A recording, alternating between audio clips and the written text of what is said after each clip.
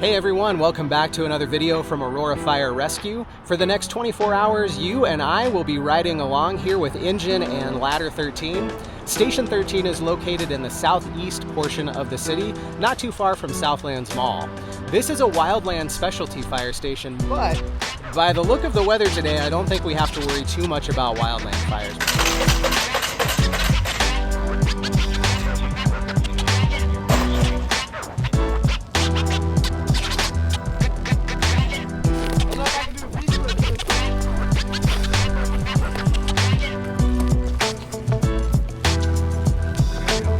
So we're off to Capstick right now.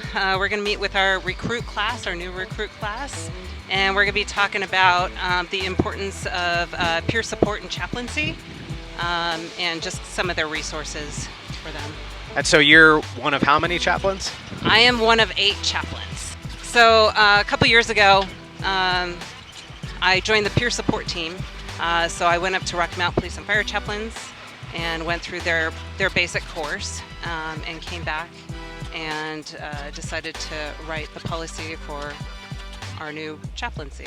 Wow. And what does that look like as, I guess, a secondary part of your job as a fire medic?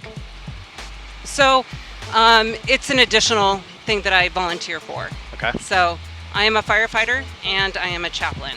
As it looks right now, like today I am a firefighter, but like I would come in as a volunteer on my off day. So like for C shift, I could volunteer.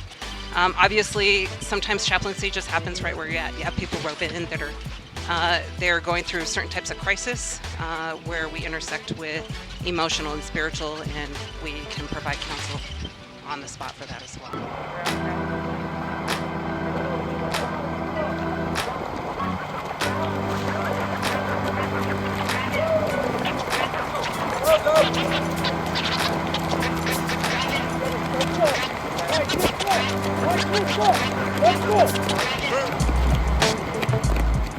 The nice thing also about the peer support team is that we're integrated into the fire department. So we might be your paramedic or your engineer. So you have people that you can talk to when you're in these situations, which is heavily useful, especially with people with that background and training. Our goal is to add support for you guys right where you sit right here. We're as a recruit, as a probationary, and to follow you through your career. We are not only here just for you, we are also here, we are very pro-family.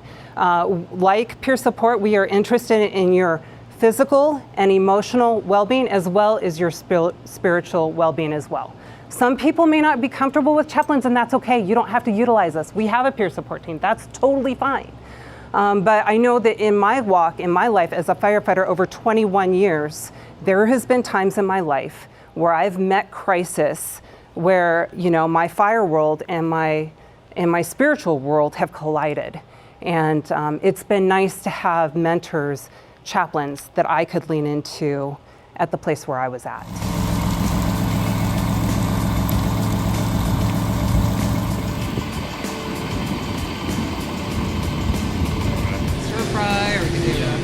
How do you guys do it? Engine cooks one shift, ladder cooks the next? Yeah.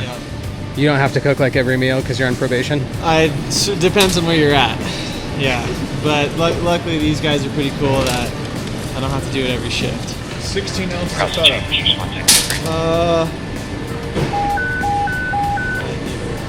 How many more? One more on the way. Thank you. What else do you need? That should be it. This is Kobe abuse. See, everyone's looking. It's called teamwork. It's love. It's not abuse. Teamwork. By our powers combined. This is camaraderie building. That's right. This is. Don't worry, I'll carry this all by myself. Man. I mean, you and me, Stanley, all day. All day, you and me. Let's go. Here you go. Yes. We'll all connect. Look. So would you say you're a close-knit crew or not really? No, not really. Don't particularly like these guys. Arm tired? Mine's exhausted. What up, buddy? How you guys doing? Shop away.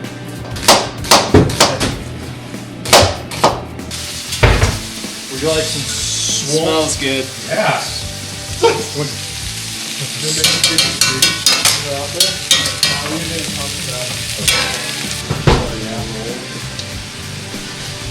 whole lot of chaos going on here. This looks a little chaotic.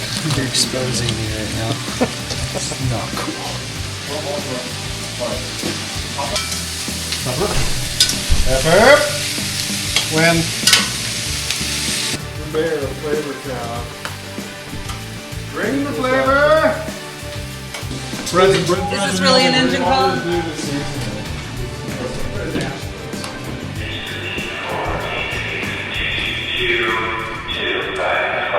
Engine 13, you have medical on call for a 56-year-old female conscious and breathing. She can't walk and keeps falling backwards, not responding normally, not breathing normally with abnormal blood pressure. And the caller is now advising they think it's possibly a stroke.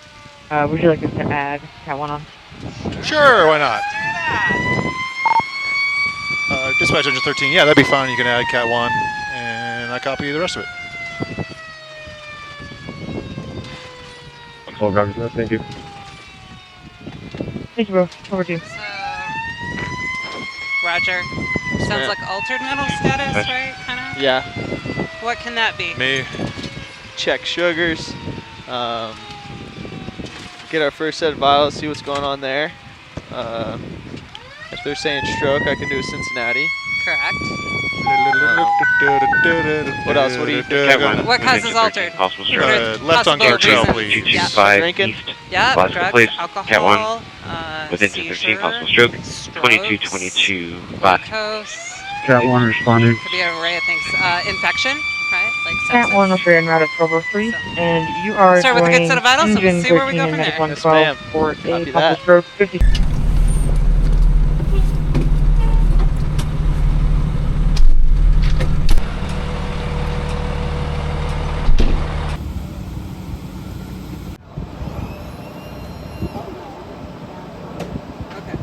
You want to go to the hospital?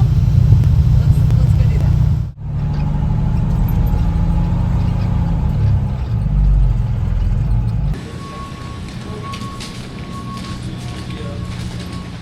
This is one of those days that feels like it is just flying by. It's just after 1 p.m. Engine 13 returned to quarters after transporting with Falck Ambulance to Parker Hospital, and simultaneously Ladder 13 responded to a mental health call. They are also transporting with the ambulance to the hospital. So we're about to grab lunch, and then Engine 13 is going to be going out to medical training at Station 7. You have medical on 12 for a 60-year-old female conscious and breathing. She's lightheaded with a rapid heart rate. Feels like she might pass out and is not breathing normally. She's going to be in the basement, and the front door is open and unlocked. 13's copies.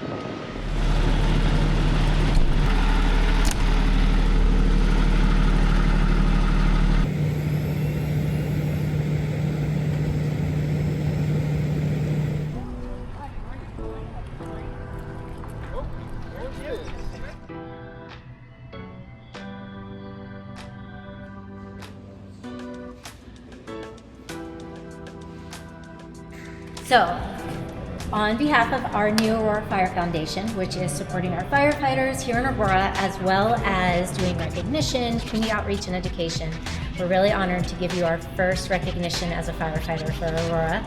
And any support that comes back that you know or you want to share with everybody for our foundation, we would be grateful for it. Awesome. So, Thank you. And just to be clear, you entered this raffle when? The last day that you could do it. Maybe like a few hours before. Yeah. The night before, maybe? Yep. Because it ended at midnight, so it Yep. must have been the night before. Yeah, night before on shift. I had no idea. I saw the flyer in the station and was like, what is that? And I think everyone was keeping it a secret. 'Cause they were all Oh, bidding is in that there. the trick? Yeah, okay. Everybody was- But I saw it and was like, well, we'll give it a shot. No big deal if I don't get it, you know? Yeah. But, lucky. And what'd you get? It's Phoenix TL2, flat rims, Boston. Yeah. Yeah, flat black. I didn't research it at all. Yeah. And then a custom shield we'll get once you get your final destination, Sweet. right? It's Awesome. get signed at a station here. How long do you have? 2 more months. 2 more months. Yeah. Okay. So we'll So- be in contact. You'll see me quite a bit. Awesome. So And then, yeah, we'll do another little picture once we get your official shield on there for the station you're assigned to. Well, thank you. I Thank appreciate you it. so much. We're so excited, and you can find us at the AuroraFireFoundation.org. So Yeah. thanks so much.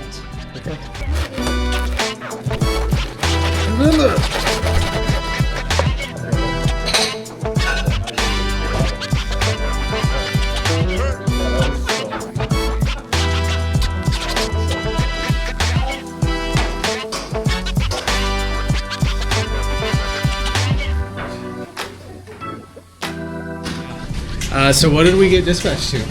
We got dispatched to a fire alarm panel trouble in the dispatch center. Which is upstairs from the Upstairs firehouse. From Fire Station 13. It's in the same building. Yeah, same complex. So we captured a first ever on video. Yeah, yep, never had a fire alarm in our own fire station, technically. Well, the good news is there's nothing we can do. It's all systems are normal, so Perfect. whatever it glitched, it decided to fix itself.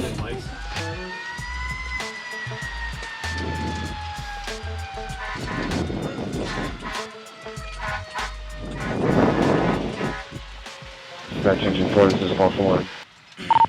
Dispatch ladder 13 is on scene of a single-story commercial structure. We have nothing showing. Ladder 13 being investigated. 2131.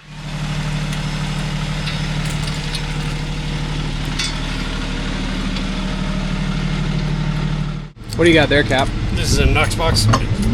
Basically, we carry a key to the Knox box, and then inside the Knox box is supposed to be keys to access the building so that we don't have to break through doors.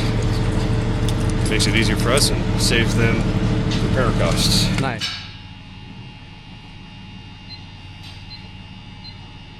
So, usually when they work correctly, you push reset, it resets and goes back to normal, but Something's wrong with the system. Something's not right with the system, which is pretty common. Okay. Unfortunately, with, I don't know the percentages, but I would guess it's a very high percentage of fire alarms or faulty issues within the system as opposed to an actual, something triggering the alarm, like a broken sprinkler head or, something actually causing it. It's usually electronic. Sure. But one of those things you don't know until you get here. You don't know until you get there, so. It was last inspected in June of last year. Okay, so it's. Due for inspection. Alright, well. We'll just let C-Shift know. Yeah, and I, like I said, tried to reset it from panel in the back as well. Same thing, goes back to the trouble. Yeah. Swimming in the sea of gray. Nothing to do with this. Cool, well, let's put our toys away.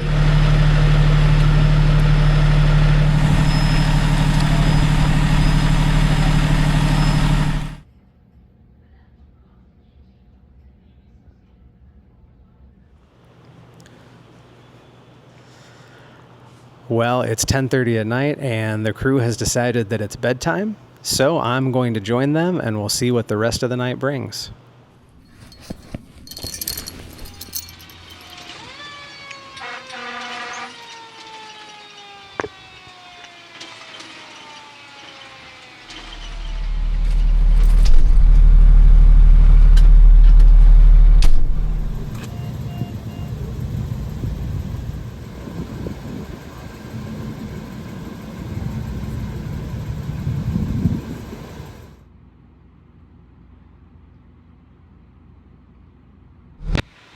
Engine 13.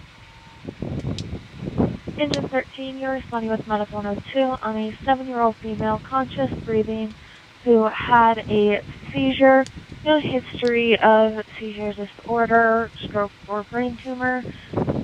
The seizure has stopped and she is waking up, but she is not alert.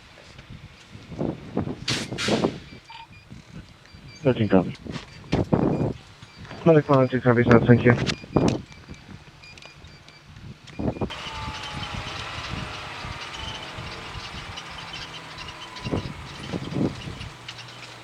So she's going to be an orange.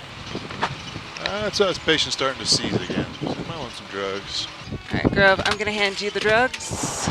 I'll let you handle those.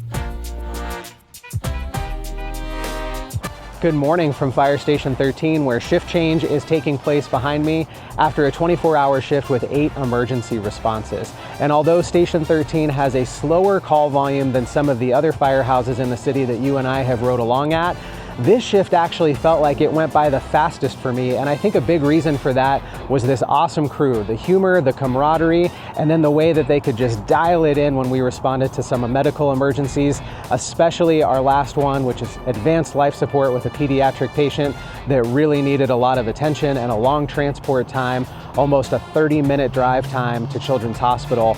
Incredible to watch the paramedics and EMTs do their great work.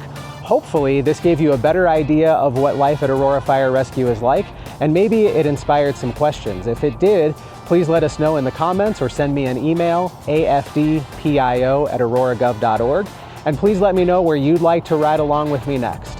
See you in the next video. Sneaky with the camera. I won't be. Oh, there's that face for video. Oh, it's radio. Not today. Not doing today. I'm gonna grab a fork too. Oh yeah. I have to put up with all the time.